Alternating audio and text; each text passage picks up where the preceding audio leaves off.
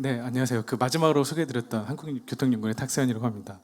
사실 이렇게 자율주행에 대해서 말씀을 드리려고 했었고 순서에 따라서 앞에 무엇을 말씀드릴까 고민했었는데, 왜냐하면 저는 처음으로 이제 교통연구원에 왔을 때 가장 어려웠던 게, 기술은 알겠는데, 기술을 개발하기 위해서 뭘 하는지는 알겠는데 정책이 뭔지는 전혀 감이 없었어요. 정책을 왜 하는 거지? 정책은 뭐지? 그냥 글을 쓰면 되는 건가? 이런 생각이 있었는데 한 8년쯤 됐는데, 8년쯤 되니까 좀 감이 잡히는 몇 개의 사례가 있었습니다. 그래서 사례를 중심으로 정책이 무엇인지 먼저 말씀을 드리면, 최근에 이제 저희가 얘기하고 있는 것 중에 하나가 이런 얘기를 합니다. 예를 들면 지금 아마 이사를 해보시거나 해보지 않았었는데, 저희가 렌트카를 할 때 픽업 트럭이라고 해서 조그만 트럭을 저희가 빌리지를 못해요. 그 이유 중에 하나는 법에, 렌트카 사업에 그 트럭은 빌려줄 수 없다라고 명시가 되어져 있습니다. 우리는 하는 이유는 뭐냐면, 그거를 빌릴 수 있다라고 하는 거기 위한 근거를 만드는 작업을 합니다. 사실 이 작업이 어떻게 보면 굉장히 쉬울 수 있는데, 이게 어려운 이유 중에 하나는 이 문구 하나로 굉장히 많은 사회적 파급력이 생깁니다. 제일 반대하시는 분들은, 소형 1톤 트럭을 운전하시는 분들은 이 사업을 굉장히 반대를 많이 하십니다. 반대로 찬성을 하시는 분들은 아마도 대학생분들이나 좀 이렇게 해서, 나 원룸에서 이사하고 싶은데 그냥 트럭 빌려가지고 가면 싸게 할 수 있을 것 같은데 내가 왜 굳이 이 1톤 트럭을 빌려야 되지? 이런 불만사항이 있어요. 그래서 저희가 하는 정책적인 부분은, 사회적으로 이거 필요할 것 같은데 산업적으로 영향을 많이 끼쳐서 우리는 어떻게 이걸 지워야 되는지 말아야 되는지, 이런 거에 대한 법에 대한 문구 하나하나와 사회적 파급력을 생각하는 거, 그게 아마 저는 정책 연구라고 생각을 하고 있고요. 다소 재미가 없지만 정책 연구에 대한 부분을 좀 컨셉을 잡고 가시면 좋을 것 같아서 간단히 설명을 드렸습니다. 그래서 오늘 말씀드릴 자율주행에 대해서 말씀드리면, 사실 저는 자율주행에 있어서도 정책과 기술 그 중간에 있습니다. 그래서 저희 회사의 특성이, 아까 초반에 이제 다른 박사님께서 여쭤보셨는데, 저는 이제 경제인문사회에서 정책을 하는 데어 있지만 PhD를 가지고 있습니다. 근데 저희 기관의 특성은 R&D적인 측면이 반, 그리고 정책적인 측면이 반이 있습니다. 그 이유 중에 하나가 사실 자율주행 때문인데, 사실 자율주행은 정책만 하기에 기술을 모르면 아까 말씀드렸던 그런 기준을 못합니다. 왜냐면 저희가 내보내는 기준이, 너네들이 자율주행할 때 레이턴시는 0.1초 미만으로 해야 돼 라는 걸 해야 되거든요. 그 기준을 만드는데 0.1초 기준을 누가 만들지? 아무도 실험해보지 않았는데 우리 기준을 어떻게 만들 수 있는지, 이런 고민을 하게 됩니다. 그래서 그런 것들 하나하나를 하기 위해서 제가 기술과 정책을 하는 부분이라고 생각해 주시면 좋을 것 같습니다. 자율주행에 대해서 간단히 말씀을 드리면, 아까 말씀하실 때 자율주행이 아직은 좀 먼 미래인 것 같다라고 생각하시는 경우도 많지만, 생각보다 우리 생활이 가까이 있습니다. 대표적인 사례가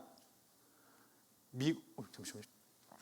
포인트가 잘 안 보여서 그냥 말씀드리면, 미국과 중국에서는 이미 운전자가 없는 자율주행 차량이 돌아다니고 있고 서비스를 제공하고 있어요.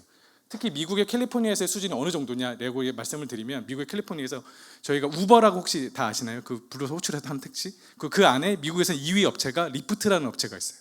걔네들도 비슷한 업체인데 1등, 2등이 우버와 리프트인데, 웨이모라고 하는 회사에서 하는 자율주행이 샌프란시스코에서 웨이모를 앞질러서 작년에 큰 센세이션을 일으켰습니다. 이제는 무인주행 사람이 없는 자율주행 택시가 유인을 따라잡는 시대가 됐다는 게 지금 현재가 가지고 있는 미국에서의 샌프란시스코의 시점이고요. 중국은 조금 더 앞서가 있습니다. 걔는 3,000대를 도입한다든지 4,000대를 도입한다든지 등장을 하고 있고, 이 그림에서 다른 나라들이 많이 있을 수 있지만 제가 미국과 중국만을 표시했던 이유는, 사실상 자율주행과 AI는 미국과 중국 이외에는 사실은 비교가 의미가 없는 세대입니다. 우리나라도 많이 앞서가려고 하고 있기는 한데, 따라가려고 있기는 한데 아직은 부족한 점이 많고요. 원래는 이렇게 생각했다가 제가 최근에 영국에 가서 좀 생각이 바뀌었어요. 원래 저 어렸을 때만 해도 영국 하면 엄청 대단한 나라였거든요. 우리가 막 배워야 되고 하는데, 막상 이번에는 자율주행 쪽으로 영국 갔을 때 느낀 점은, 우리가 제도적으로도 더 잘 돼 있고, 우리가 테스트도 많이 했고, 우리가 기술이 좀 앞서가 있네. 미국, 중국과 비할 때는 우리가 좀 뒤쳐져 있지만, 그래 다른 유럽이라든지 이걸 봤을 때 우리가 좀 하고 있어라고 해서, 우리가 봤을 때는 3등이 굉장히 작아 보이겠지만 세계적으로 봤을 때는 3등도 상당히 의미가 있다라고 생각을 하고 있고요.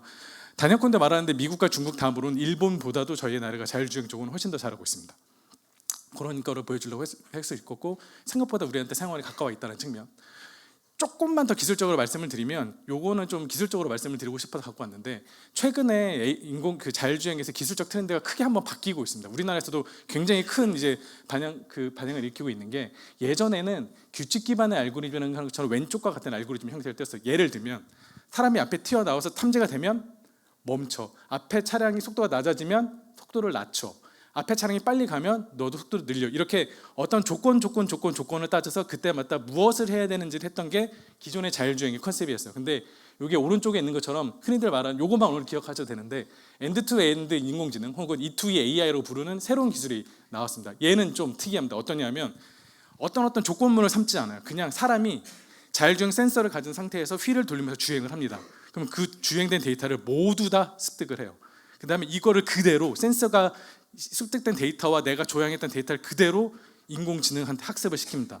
그렇게 되면 얘는 사람과 유사한 비헤이비어를 보이기 시작하면서 운전을 하기 시작하는 게 E2AI 특징이고요. 이게 굉장히 브레이크스루한 기술이 있었던 이유 중에 하나는 굉장히 사람과 같은 운전을 하기 때문에, 예를 들어서 말씀을 드리면 저희가 운전을 해보셨을 수도 있고 안 해보셨겠구나. 네, 원래 대학생분들은 대상으로 할 때는 제가 이걸 물어보는데 생각해보니까 여기 물어보면 안 될 것 같아서, 그러니까 어떤 경우가 있냐면 저희가 다리 밑에 이렇게 차가 나갈 때 왼쪽이 잘 안 보이거든요. 그럼 사람들은 어떻게 운전하냐면 살짝 나가서 이렇게 좀 보고 괜찮겠다 싶어 하면 좀 나간 다음에 살짝 보는 이런 비헤이비어를 해서 운전을 하기 시작을 해요.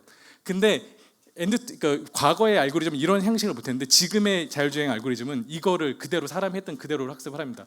그래서 우리가 기존에는 자율주행에 다니지 못했었던 다리 밑이라든지 시야가 가리는 환경, 회전교차로 등과 같은 다양한 상황을 기반으로 할 수 있다는 것이 오른쪽에 있는 엔드2AI 인공지능의 가장 큰 장점입니다. 다만 그러면 우리나라도 이쪽을 하려고 하는데 이쪽을 못하는 가장 큰 이유는 아까 말씀드렸던 얘는 모든 걸 다 데이터로 학습하기 때문에, 예전에 이쪽 왼쪽에 있을 때는 밀리언 킬로미터의 데이터가 필요했다면 오른쪽의 기술을 위해서는 빌리언 킬로미터의 데이터가 필요하다는 게 차이점이고, 결국 얘는 돈으로 이어지게 됩니다. 더 많은 돈을 투입해서 더 많은 데이터를 흡수할 수 있다. 그래서 아까 말씀드렸던 제일 잘하는 나라가 미국, 중국, 대표적인 이 두 나라가 된 이유는 돈이 가장 많은 나라, 현재 시점. 그렇게 생각을 해주셔도 조금 좋을 것 같고요. 우리나라도 돈 대비는 좀 잘하고 있다고 생각하고 있습니다. 조금 더 말씀을 드리면 현재의 자율주행은 좀 많이 발전하고 있습니다. 그래서 예전에 같은 경우에는 그냥 탐지되면 쓰는 관점이라면 요즘의 키워드는 맥락 인지라고 해서 얘가 어떻게 하려고 하는지를 보려고 하는 걸 추정을 하기 시작합니다. 예를 들면 예전에는 사람이 나오면 서였었는데 지금은 얘가 사람이 들어오는데 얘가 애고 지금 등하교교 시간이고 얘가 지금 축구공을 들고 있고 친구랑 얘기를 하고 있어서 튀어나올 것 같아 라는 거를 그 장면만을 갖고 파악하는 인공지능 기술이 맥락인지 기술이라고 현재 뜨고 있는 기술이고요. 오른쪽에 있는 VLA 같은 경우에는 이거에 대한 이유까지도 얘기를 하게 됩니다. 시간이 얼마 안 남았구나. 그래서 빠르게 말씀을 드리면 이 그림에서처럼 보면 그 영상 밑에 영어로 얘가 지금 무슨 행동을 하는지를 써 있게 되거든요. 얘는 인공지능이 자율주행을 주행을 할 때 내가 왜 그렇게 생각을 했고 왜 그렇게 판단을 했고 그리고 어떻게 행동할 거지에 대한 일일이 대한 글을 써놓고 있습니다. 이게 현재 최신 자율주행의 사고는 가장 인기 있는 이유고, 가장 이게 뜨게 된 이유는 바로 사고 때문입니다. 예전에는 왜 일어나는지 물론 블랙박스 모델이 사고 나도 왜 사고가 일어났지, 뭐가 문제야를 파악을 못했는데, 그러면 우리가 사회적으로 얘를 수용할 수가 없어요. 사람이 죽었는데 누가 잘못한 거야를 알고리즘이 설명을 하지 못하니까. 근데 요거는 사고적인 측면과 우리가 이해하는 측면에서 이런 VLM 모델이 최근에는 이제 나타나게 되고 있다고 생각을 해주시면 좋을 것 같습니다. 다음으로 이제 얘기했던 거는 이제 미래에 대한 얘기를 또 말씀드리려고 하게 되는데, 아마도 지금 여기 계신 분들은 처음에 태어났을 때부터 스마트폰이 있으셨고 스마트폰은 안드로이드 혹은 iOS 체계를 가지고 계셨을 거예요. 그게 지금 가지고 있는 이 체계였거든요. 하지만 제가 태어났을 때는 스마트폰이 없었어요. 그냥 전화기는 전화만 하는 대계. 그게 현재 가지고 있는 자동차에서 차량은 주행만 하는 시대였었고요. 그 이후에 지금 저희가 안드로이드나 iOS와 같은 핸드폰에 소프트웨어가 생겼듯이 자율주행에서도 엔비디아처럼 어떤 소프트웨어들이 생겨나고 있습니다. 이게 바라본 이상은 결국엔 맨 위에 있는 운영자라고 하게 되는 새로운 패러다임이 발생할 거라고 생각을 하고 있고, 지금 정책적인 화두로는 저 운영자에 대한 자격 요건과 지침을 어떻게 줄 것인가에 대한 부분이 정책적으로 굉장히 많은 이야기가 되어주고 있습니다. 조금의 자랑을 보태면 제가 하고 있긴 합니다. 네. 네. 그런 것 같죠. 그래서 그렇게 되면 우리가 서비스적으로 뭐가 달라질 것인가에 대한 얘기고요. 이거는 제가 조금 시간을 써서 얘기를 드리면 사실은 저는 이거는 경험해보지 못한 세계였어요. 왜냐하면 이 세계를 경험해보신 분이 말씀은 자기는 30년 동안 기사가 딸리는 운전사를 가지고 와 함께 차량 주행을 했었다. 이거는 나만이 할 수 있다라는 것이었는데, 생각보다 제가 상상할 수 없는 세계가 있어요. 뭐냐면 굉장히 이제 기사분들도 월급이 200만 원부터 700만 원까지 다양한데 700만 원을 받으시는 분들은 어떤 주행을 하시냐면 딱 뒤에 타신 분이 이렇게 가시다가 갑자기 책을 보는 순간 차량 속도를 낮추면서 덜컹거림이 없는 길로 빠져들게 됩니다. 그리고 내가 바람 좀 쐬고 싶은데 그러면은 내려드리고 이분이 여기에서 산책을 하시는 동안 차량을 쓱쓱쓱 돌면서 있다가 이분이 산책 끝냈을 때 데리러 오고요.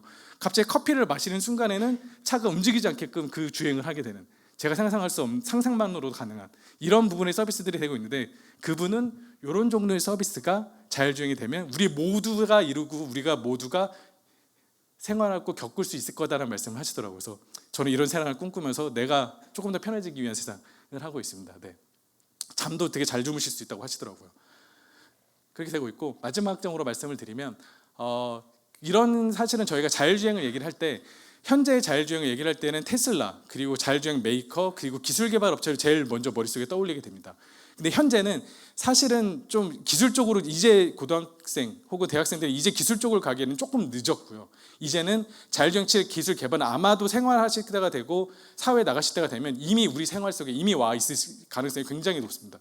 지금은 이 자율주행 차량을 가지고 어떤 비즈니스와 어떤 사업과 어떤 엔터테인먼트를 할 것인가 에 대한 부분이 조금씩 더 많이 얘기가 되어지고 있고 향후 미래에는 그런 쪽을 준비하시면 훨씬 더 도움이 되지 않을까. 마치 우리가 누구나 안드로이드나 iOS의 앱을 만들 수 있는 것처럼 자율주행 앱을 만드는 세상이 조만간 올 거라고 생각하고 있습니다. 이상입니다.